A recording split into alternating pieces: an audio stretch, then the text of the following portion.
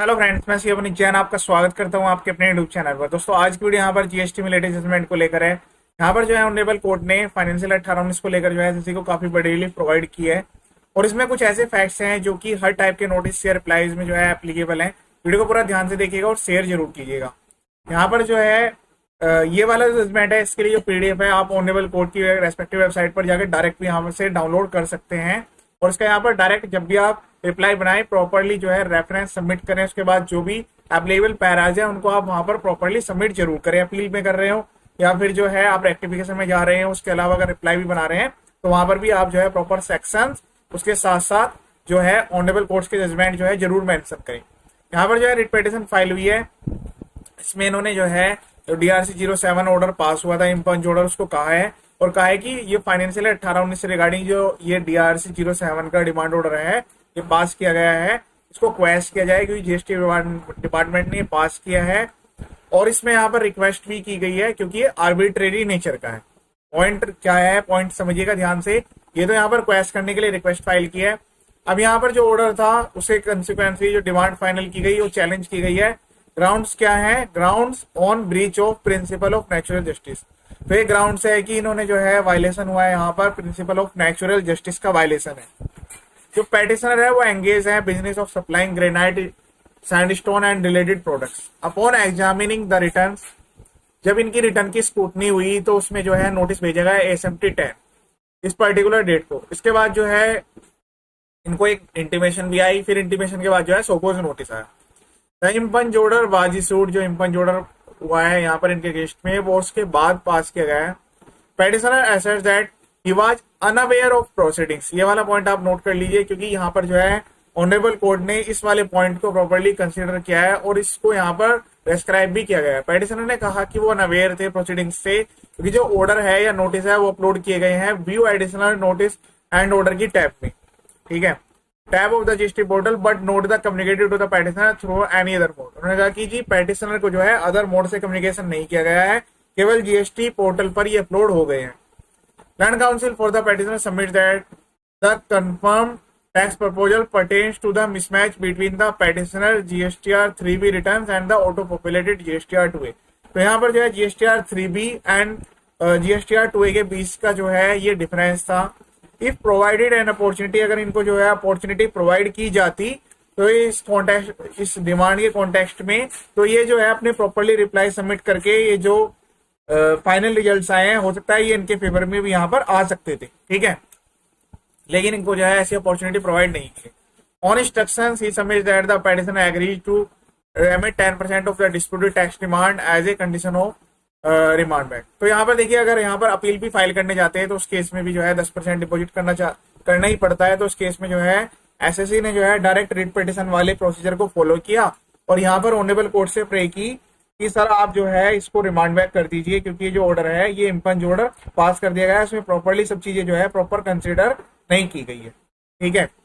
अब इसके बाद जो है यहाँ पर जो गवर्नमेंट की तरफ से लैंड काउंसिल थे उन्होंने नोटिस एक्सेप्ट किया। उन्होंने पॉइंट आउट किया जी पेटिशनर को जो है सफिशिएंट अपॉर्चुनिटी दी गई थी। पहले इनको जो है नोटिस गया एसएमटी 10 में, फिर इंटीमेशन गई, फिर उसके बाद फाइनल नोटिस भी गया, लेकिन इन्होंने जो है कुछ भी यहाँ पर जो है अवेल नहीं किया और न ही यहाँ पर जो है नोटिस का कोई भी प्रॉपरली रिप्लाई सबमिट किया। As a registered person, as a GST registered person, जो भी जीएसटी में रजिस्टर्ड पर्सन है ये उनकी लायबिलिटी है कि वो जीएसटी पोर्टल पर जो भी एक्टिविटीज होती हैं उनको प्रॉपरली जो है वहां पर चेक करें। As a registered person under applicable GST enactments the petitioner is under an obligation to monitor the GST portal और GST portal on an ongoing basis. तो देखिए यहाँ पर जो है ये पॉइंट भी डिपार्टमेंट की तरफ से सबमिट हुआ कि ये एसएससी की जिम्मेदारी है कि जो भी जीएसटी पोर्टल पर एक्टिविटीज हो रही है उसको प्रॉपरली वो जो है मेंशन, मतलब उसको चेक करते रहे प्रॉपरली, टाइम टू टाइम जो है सभी चीजें वो वेरीफाई करें। Therefore the explanation provide by the petitioner is not entirely convincing. उन्होंने कहा कि जो ये पेटिशनर यहाँ पर जो एक्सप्लेनेशन कर रहे हैं वो कन्विंसिंग नहीं है। At the same time it should be notice that the tax demand was confirmed only because the petitioner failed to submit a reply. और ये भी बिल्कुल क्लियर है कि जो एसएससी है वो यहाँ पर जो है रिप्लाई करने में जो है उन्होंने रिप्लाई नहीं सबमिट नहीं किया, वो यहाँ पर रिप्लाई करने के लिए एलिजिबल थे फिर भी इन्होंने प्रॉपरली रिप्लाई सबमिट नहीं किया।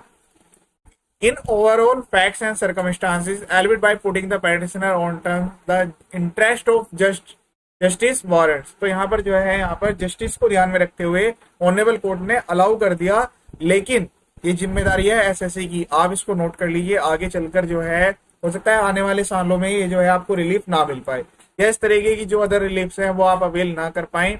जीएसटी पोर्टल पर अपने ईमेल आईडी मोबाइल नंबर को अपडेट रखें और कोई भी कम्युनिकेशन होता है उसका रिप्लाई जरूर सबमिट करें।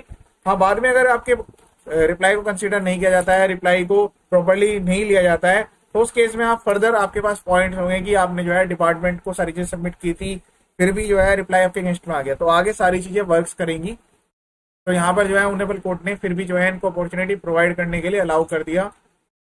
For the reason set out above impugned order dated, और ये जो इम्पंज ऑर्डर था इसको सेट असाइड किया, मैटर को रेमिट बैक किया, 10% की प्री कंडीशन लगा दी of disputed tax demand as agreed to within a period of 2 weeks. 2 weeks का यहाँ पर टाइम दिया गया from the date of receipt of copy of this order. जिस दिन जो है ये ऑर्डर पास हुआ है उसमें 2 वीक्स का टाइम है। पेटिशनर को जो परमिट किया गया है कि वो जो भी सोकोज नोटिस उनके पास आए थे उसी के अगेंस्ट में जो है यहाँ पर रिप्लाई सबमिट कर लें। अपॉन रिसीट देयर ऑफ, इसके बाद जब वो उनको रिप्लाई मिल जाएंगे और 10% वाली जो अमाउंट है वो रिसीव हो जाएगी। रेस्पोंडेंट जो है डायरेक्ट किया गया है उनको कि वो रीजनेबल अपॉर्चुनिटी प्रोवाइड करेंगे पेटिशनर को including personal hearing. Then after उसके बाद जो है फ्रेश असेसमेंट ऑर्डर पास होगा और उसमें 3 महीने का उनको टाइम देगा within a period of 3 months from the date of receipt of petitioner reply. 3 महीने जो है वहां से काउंट हो गए जहां पर पेटिशन का रिप्लाई आया है। तो इस तरीके से ये रिट पिटीशन जो है एसएससी के फेवर में आ गई, जस्टिस को ध्यान में रखते हुए आप भी इसको नोट कर लीजिए। जो भी नोटिस या जो भी ऑर्डर्स इस टाइप के हैं जिसमें जो है एसएससी ने रिप्लाई भी सबमिट नहीं किया और एसएससी के मिसमैच में जो रिकंसिलिएशन था वो एसएससी के पास है, मतलब एविडेंस देखिए आपको प्रूफ करना ही पड़ेगा, तो वहां पर जो है आप इस वाले जजमेंट की हेल्प ले सकते हैं। अपने रिप्लाई में इसको जरूर कोट करें। ये वाला जो जजमेंट है इसकी कॉपी आप डायरेक्ट वहां पर ऑनरेबल कोर्ट की वेबसाइट पर जाकर डाउनलोड भी कर सकते हैं। इसी टाइप के जो जजमेंट वीडियोज है वो यहाँ पर अवेलेबल है। आप वीडियो को देखें और यहाँ पर आगे शेयर करें ताकि सभी को इसका बेनिफिट मिल जाए। इसी टाइप के काफी सारे वीडियो यहाँ पर अवेलेबल है। हर टाइप के नोटिस के रिप्लाईज, रेक्टिफिकेशन कैसे फाइल होना है, अपील में क्या क्या डॉक्यूमेंट्स लगने हैं, सबके डॉक्यूमेंट्स किस तरह से अटैच करने हैं, सब कुछ यहाँ पर अपलोडेड है। तो आप वीडियो के डिस्क्रिप्शन में से जो फॉर्मेट्स हैं कि आपको किस टाइप में किस फॉर्मेट में रिप्लाई करना है वो भी आप यहाँ पर डायरेक्ट डाउनलोड कर सकते हैं। वीडियो डिस्क्रिप्शन में लिंक दिए गए हैं और उनको अपने अकॉर्डिंग मॉडिफाई भी कर सकते हैं। ये वीडियो देखने के लिए थैंक यू सो मच।